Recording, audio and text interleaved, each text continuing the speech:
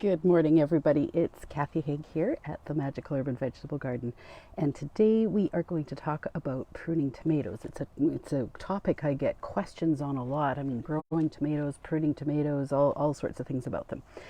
So, one of the first things I want to say with tomatoes, like you want to know your different types. Okay, you want to um, there's two main types of tomatoes that you want to be sure, and you want to be sure which one you have. One is your determinate. These are your bush tomatoes. They are going to grow only to a certain height. They have a determinate flowering and fruiting time. They put out a bunch of fruit, and when they're done, they're done.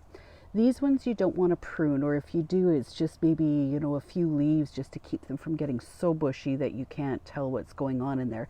But you don't want to be topping them. You don't want to, because you will stunt their growth. You know, it'll affect what they can produce as a crop, right? They pretty much are self-sufficient, and you don't need to do too much with them that way. But your indeterminate tomatoes, or your vines, and this applies to other things too, like your cucumbers and all these things. But your indeterminate tomatoes, they start growing, and once they get going, they will keep going pretty much indefinitely until either the weather, lack of daylight, all that sort of stuff stops them. They can get really tall. They will jungle. They'll put out all kinds of vines, and it can make it really interesting growing them, because it depends on the space that you have. So, should you prune or should you not? It depends on what you got going on, right? Um, I'm going to say that, like if you live in a drier climate, you have, room. I mean, you can let them grow all over. I know people that do this, right? They just let them jungle. Morag Gamble, who I highly admire, lives in the subtropics in Australia, and she hasn't actually planted a tomato in 15 years. She just lets them seed and grow and jungle all over, and she says that hers, just grow out vines, and it helps hold the whole mass up off the ground, and hers are fine. I can't do that here because it is so wet and cool a lot of the time that crops will just they'll just rot. It doesn't work. Um, so most of the time, for successfully growing tomatoes, you want to have a greenhouse or whatever, because you just never know what the season is going to bring, which is why I grow in a greenhouse. Now, if I'm growing in a greenhouse, I've got limited space. I can't just let things grow all over, because with tomatoes especially, they will just take over and you won't be able to get in the door. The other thing that's super important with greenhouse growing or limited space, or maybe you have a very small outdoor space, is making sure that you have proper circulation. And that requires making sure that the plant, in this case, mine are all growing upright, because I keep them, I keep them tied up, have adequate circulation, and the leaves aren't so thick that, I start having issues with diseases, viruses and so on. So I'm going to switch this around here, because let me see here. Why can't I switch this? Sorry. Oh, here we go. So in my jungle here, this is I've keep up with these tomatoes. I come in here, with a coffee in the morning sometimes, and just prune off extra suckers or things that are growing. Now I'm going to show you. They're called side shoots. I don't know if you can see right there. Okay, that is a new sucker that's growing, and I will snap those off. Each and every one of those will grow into a new vine. Now, like I say, if you have the space, you can let them do that. You can let them grow into whatever you like. But because I'm trying to keep all the aforementioned issues at bay, I keep taking and pruning those off. Now I have one here that got away, and as you can see, it's sending up a nice little shoot up into the thing here, and I want to get rid of it. So you can take and snap these off.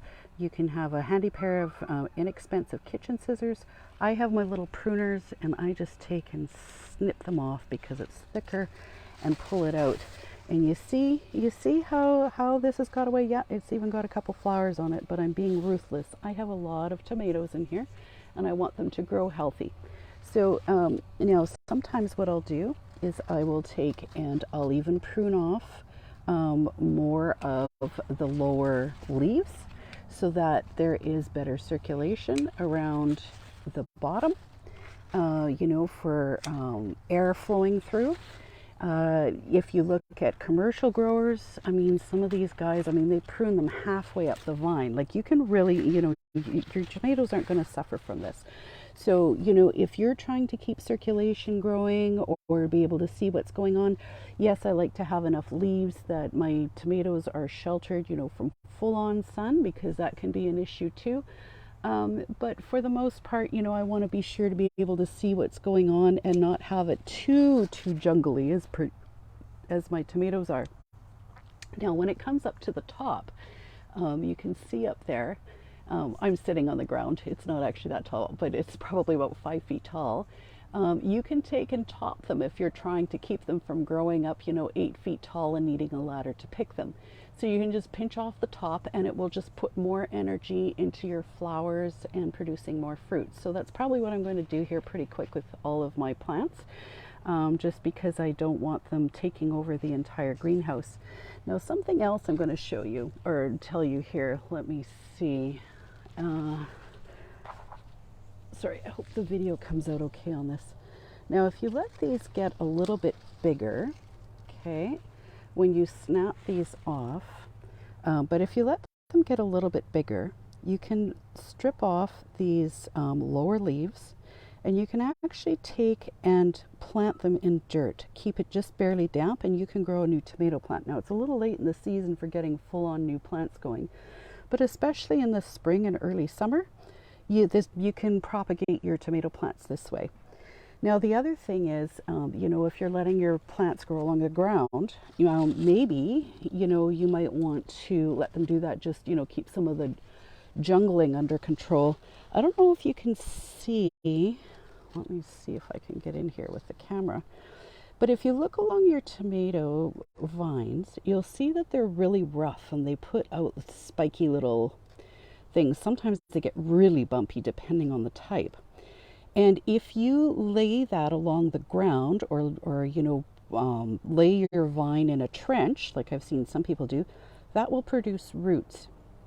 You can give your tomato a much better rooting system, or if you plant it down deeper when you're transplanting, all of this will produce roots, because by nature tomatoes have really shallow, they have pretty shallow root systems.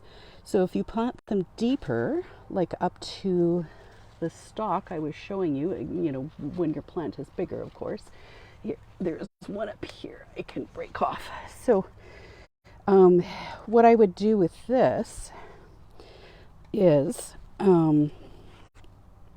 strip off these leaves, right? And you can use scissors or whatever you like, but take and bury it right in up to, the bottom of the leaves